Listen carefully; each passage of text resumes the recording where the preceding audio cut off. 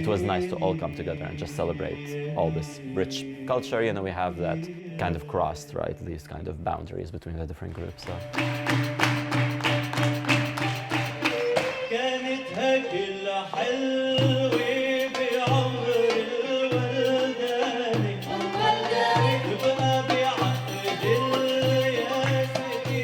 I think like through the music, the feedback I got was that, you know, people would come to me and say like, we needed this. The way I found it powerful was to, you know, one thing we are dealing with as Syrians currently is to kind of remind ourselves that we should be all supporting each other. You know, we have so many minorities, we have so many kind of groups, right? So many ideologies, different ideologies in Syria. When I first moved to the US, again, I moved in 2011 to the East Coast, and, you know, the revolution was just starting to happen. I kind of almost had like a reaction where I didn't want to deal much with like the Middle Eastern community, or I don't know, maybe it was part of like, it took me a long time to kind of move on from what was happening in Syria. I just was kind of avoiding having, you know, too many reminders about back home. You know, I was trying to like establish my new home here, right, kind of my own life. When I moved to the Bay Area, I missed kind of many things about the culture back home. So then that's when I found the choir. That was something that made me happy when I joined the choir, to realize like, okay, you know, there is a lot of us here.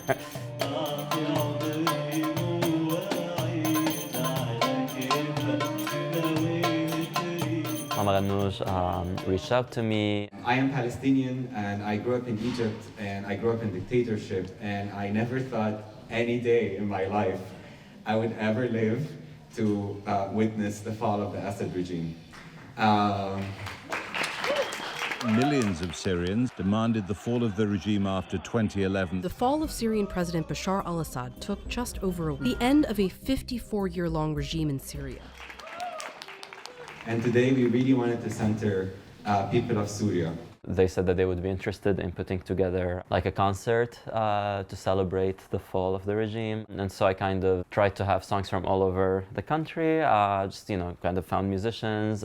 Mostly I had met them from Aswat. It's part of an organization called Zawaya, meaning corners, right? The idea was to create a community choir for people who would like to perform Arabic music. It started in the year 2000 by the late Nabila Mango. Had a big presence in the Middle Eastern community here. She is the elder, the Palestinian elder that we had in the Bay Area, the safe haven for a lot of us, and somebody who built the community and built Aswat. I got to know all of these people from. It kind of grew over time, and so there's a concert kind of every semester. There's a theme. Yeah, the point is like for people to come kind of and, you know, share kind of Arabic culture through its music.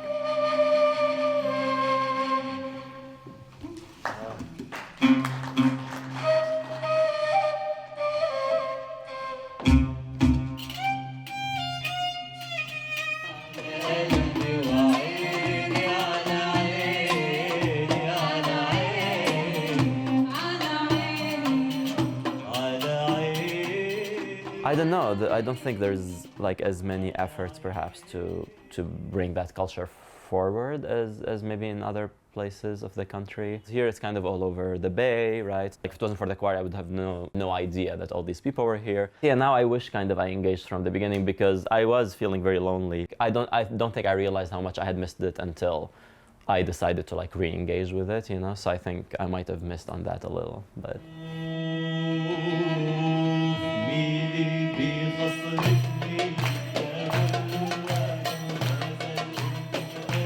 So through the choir, you know, I met people from like all over the Arab-speaking world. So I made like friends from Palestine, Jordan, Lebanon, North Africa, you know, Tunisia, Egypt, and then there were some Syrians too, you know, which was nice. First of all, you start finding out how many people actually had similar views with you. They just kind of weren't as comfortable sharing. And so I think also like now we kind of all have this, you know, shared hope that, you know, we can maybe do something for Syria. And so it kind of just naturally brought us together to celebrate Syrian music, especially in that moment. So the plan was to also kind of use any sort of profits we make to support an organization that works with providing psychological support for the political prisoners who suffered under Assad regime. It was fun to put together, and there wasn't like very high stakes. Donating, so I think Nasser could share after you all, like maybe towards the end, like the name of the organization if you'd like to donate to them or directly.